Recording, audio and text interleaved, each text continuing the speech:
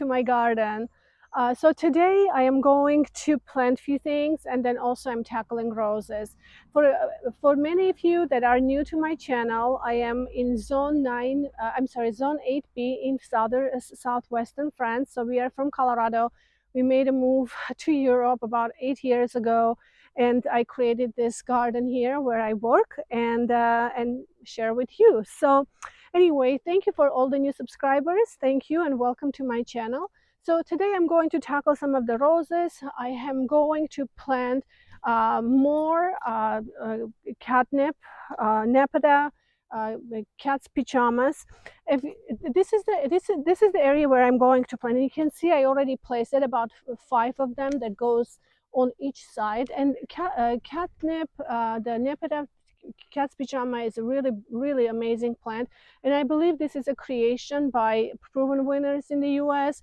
They bloom all summer and has beautiful I mean, if you deadhead them, they will bloom all summer, but also they have this beautiful lavender color flowers that carry on for a long time in the summertime. Also, it likes drought. So this is a kind of a dry area for me, because as you can see, this area I have aged with boxwood, and because they're shrubs, the roots here can be they will take deprive this area from the water, because they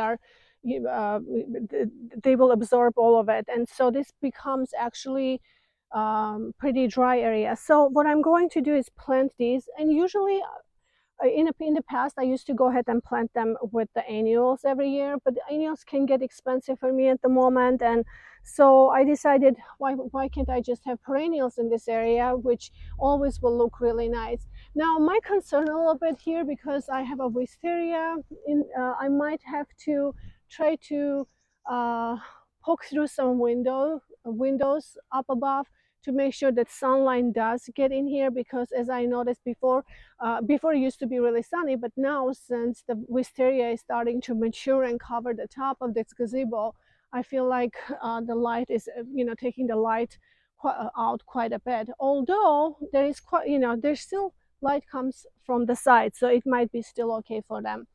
But that's what is my thought process here, and I think it's going to look really nice to have this nepeta all around in front of the boxwoods, and then I can always trim them and keep them reblooming and looking really pretty. So that's one project here that I'm going to do, to just plant those. And then I have another new plant for me that I'm going to plant, which is really exciting. I wanted this plant for a long time. Now this is a Tulbaghia. We will definitely put the spelling up on the screen so you can see what it is. I think this is native to Africa, but it is also hardy to zone 7. It blooms all summer, and it has you can see it has an agapantha like flowers, but it has this beautiful violet pink color. I think this belongs to garlic family. So I have one, but you can see this basically becomes just grows into the clumps. So what I'd like to do is divide this as I take them out, probably maybe I don't know, 2 or 3, divide them into 2 or 3 clumps, and then just go ahead and plant them. And I'd like to plant them in this area here, which I think is going to be really pretty. Now this likes a lot of sun, so this is a nice sunny area to plant these, and then hopefully I can keep spreading them in a different parts of the garden, sunny borders and so. But I think this is really pretty. I've seen them in some other areas of the friends' gardens, and I absolutely love that. So I end up buying some. I think this is going to be really pretty. Very excited. So that's going to be one project here that I'm going to do. But for most part, all I have been doing, working on roses. When I used to live in Colorado, and I used to garden in Colorado, Colorado was very dry, so I never had really problems with black spots and yellow leaves, etc. for the roses. Ever since we've been in France, this area particularly, we do get quite a lot of rain, which is really good. I'm not complaining. Water is definitely important. And we are close to Mediterranean, but we are in that area where we are a little subtropical, so we still get quite a bit of a rain. We don't get as much with during the summer season, for example, June, July, August, but this year has been, we have been getting rain. I think we have more coming next week. We had last couple of days, and so every time I do get yellow spots, and you can see right here in my rows, you can look what happens.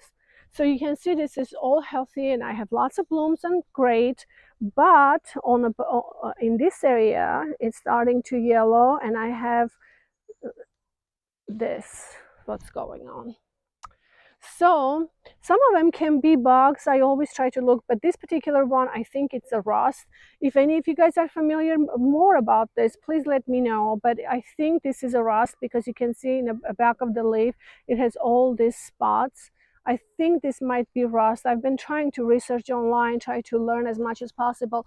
But the best thing to do is remove them. And in the past, black spots, I just haven't really been, I've always cleaned underneath, make sure that the roses don't have all these leaves falling down, because this fungus also gets spread into the soil and then just spreads everywhere. And so usually I just make sure that the underneath the rose bushes are always picked up and raked and cleaned.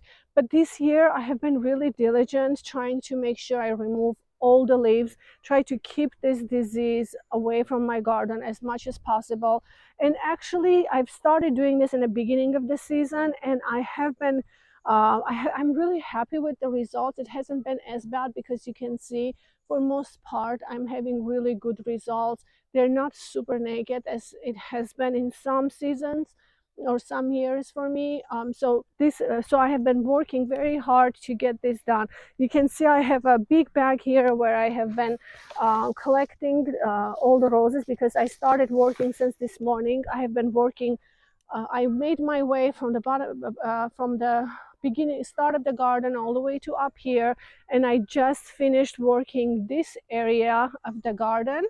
So, but you can see for most part, the roses are actually in a pretty good health. If I keep getting, look at this. This is a lady gardener. Isn't this just so beautiful? It has some kind of a, I don't know, illumination look like quality to the flowers. It's almost there's a light with inside of the buds. They're so beautiful. I absolutely adore this rose. And Lady of Shalott is doing really good. You can see I have lots of blooms, and for most part, thankfully, they're really happy and healthy. This one is a hybrid tea. This is a beautiful rose, but you can see it has so many rose buds that are going to open soon. I've had really good luck for most part with the roses. Even right here, you can see it's doing quite well. So I am trying to stay on top of it and make sure not to get them spread everywhere. Some of them are suffering quite a bit. But all I need to do is just make sure that as soon as I see them, go ahead and remove them, and they need to be destroyed because all these spores will be flying everywhere and just going from place to place.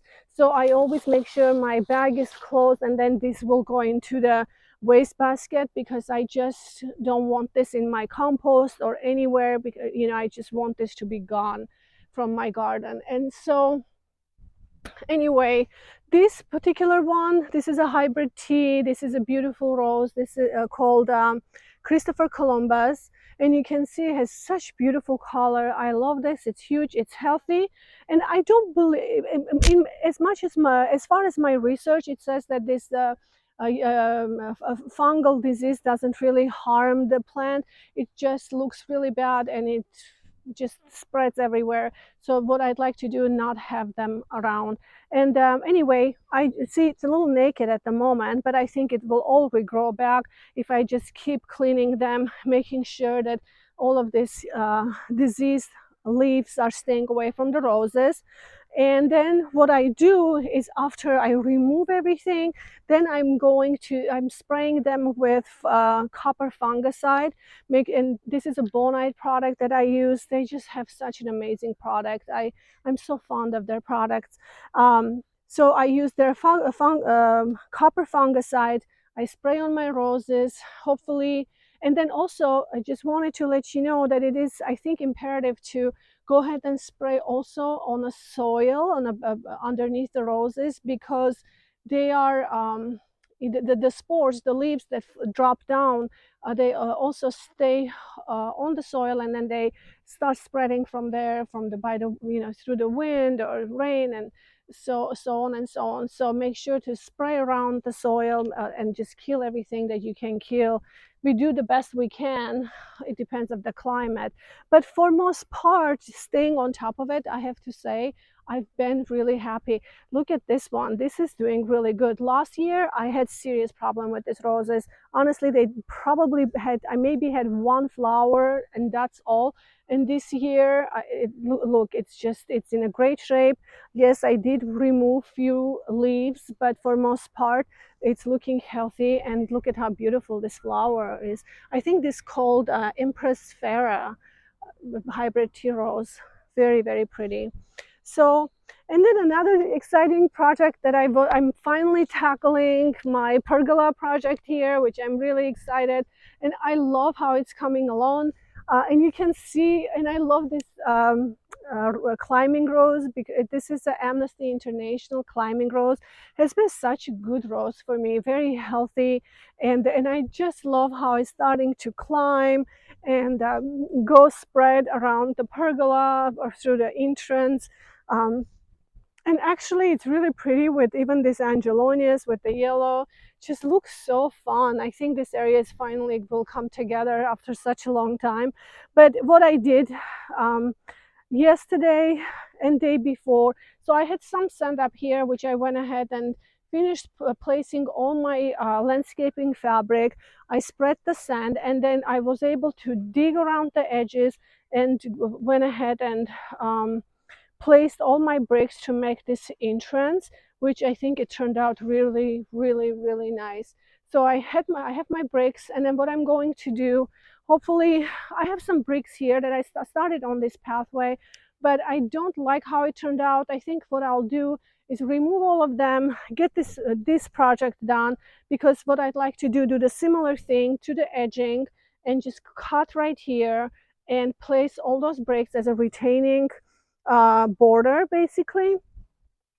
And then um, we have more sand that it's sitting by our garage that needs to be hauled up here, which I'm going to do eventually. And then I'll just have enough sand where I can make it all nice and even.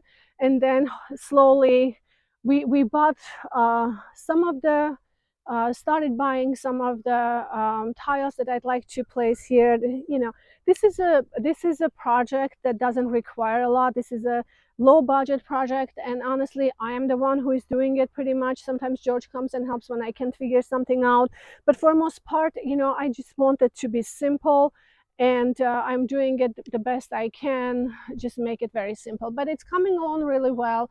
So I'll do my edging, but and then, oh yeah, I forgot to tell you, so there was that shrub, very strong shrub that was growing here, and honestly, I had no idea that we could take him out, and I thought maybe I can just let it be, because we caught it, and then a bunch of branches came out, and it's an evergreen. I think it was viburnum of some kind, but it's been reseeded and found its place here probably from a long time ago. So I went ahead and gave a nice trim, and I thought, you know, maybe I'll just keep it as a trimmed shrub, and we'll just sit here. And then yesterday I was like, okay, I need to come here and try to get this out, and I was able to get this out with my pick. I was so excited. I had to go get George from the house to bring it here so he can see that this is gone, but this is gone. I'm very happy, so now I can go ahead and get this project done. But you can see this is in a kind of not in a great shape right now. We have to do some work here as well, get it all even and strong, but we are starting to work on this. And then I have two climbing roses here, David Austin roses, a Wallerton Old Hall. I and then I'm also thinking to maybe plant a group 3 clematis here as well, and just kind of go with the roses, which would be really, really pretty, I think. I've been really in love with group 3 clematis. I've been always big fan of group 2 clematis because I love big flowers, showy flowers, but those small flowers are just so unique and they bloom all summer long. I'm absolutely loving them, and they're so easy that you can cut back. You don't have to trim a whole bunch. It's been kind of nice. So I've been really wanting to add more into the garden, and so that's what's going on here. And then I'll mulch it and make it look really nice, and then we'll just have a little furniture here, continue developing this garden, get my pathway done, hopefully water feature, and then this area will also be complete, which is really, really exciting. So anyway, that's what I wanted to share with you for most part. The roses, the problems that I'm having in the garden, I need to address very soon. And yeah, so that's what's going on. So let's go ahead and plant all the Nepeta, get the Tulbaghia into the ground, and I think it's going to be really pretty.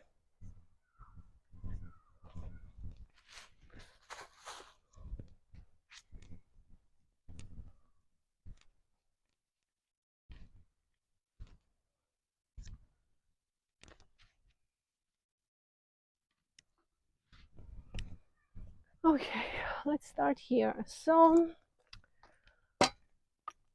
I think in the previous years, I've been planting begonias here. Some of them usually come up, some of them don't, but you can see a few that have come up. And I'm going to leave them alone because they're really pretty, and if they're coming back, that they will come back.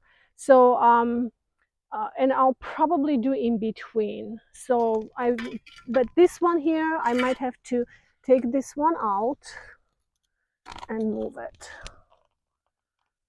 It's small, but it'll be fine.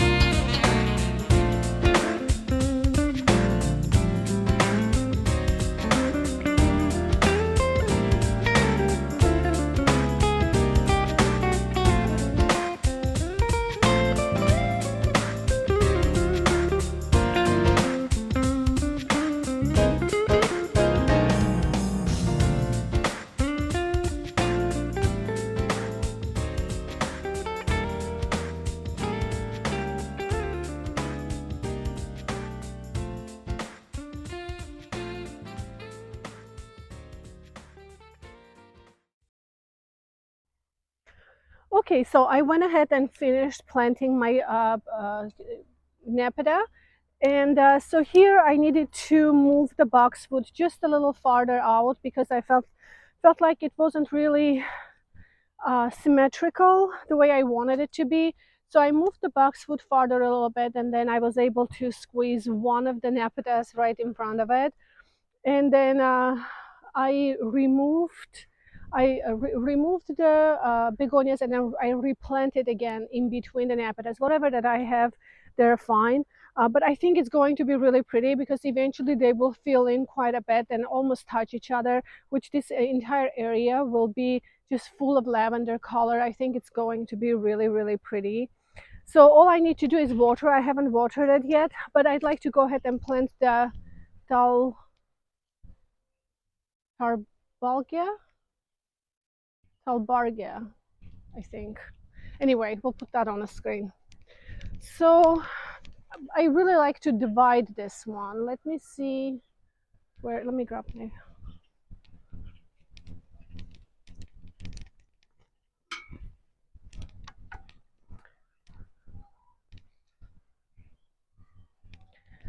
so I need to see what this is, how easy this is going to be divided. You can see the roots are already, ooh, we have a earthworm here. He can go and leave.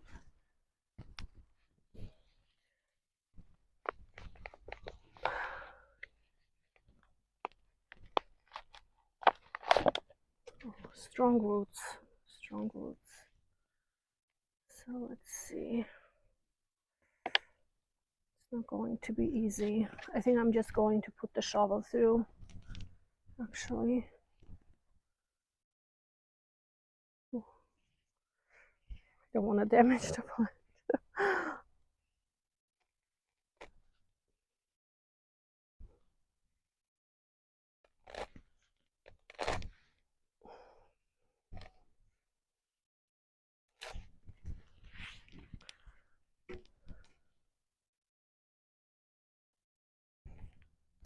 One. Oh, this one came off. One. And I should be able to make one more. It smells like a garlic.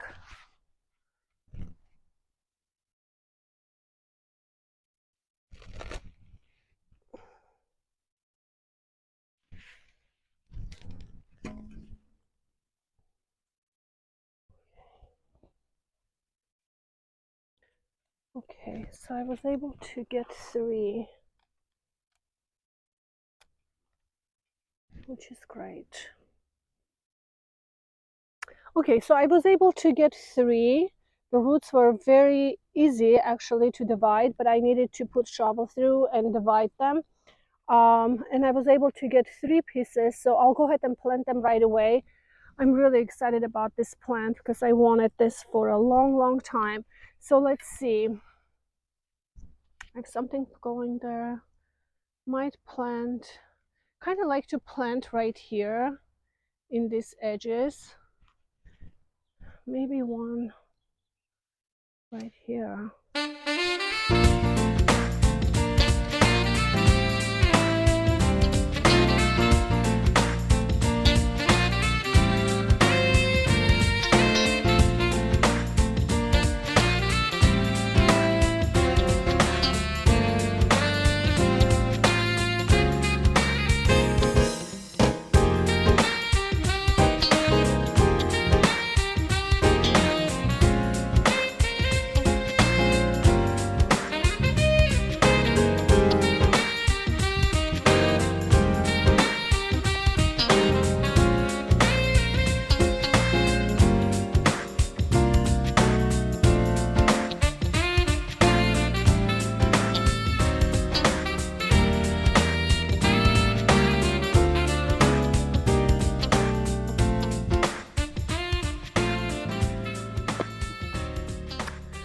Okay, we got this done. I'm really, really happy. So I was able to plant 1, 2, and 3 right there. Actually, I could have probably planted more. As soon as I'm able to, I might just get one more because I think that it's going to be really pretty. And you can see it already brought different texture, different interest. And the spiky flowers are going to be really pretty. Poor flowers. They went through a lot of at the moment, but they will bounce back, I'm sure, as soon as I get them watered. They will start growing, and then I can always spread more as I feel like it needs to. So hopefully you guys enjoyed this video. I will go ahead and start continuing to remove all these diseased leaves from my roses, get them all sprayed and get them healthy again, and for the rest of the day. And I hope you have a wonderful time working in your garden, and I will see you in my next video. Bye bye.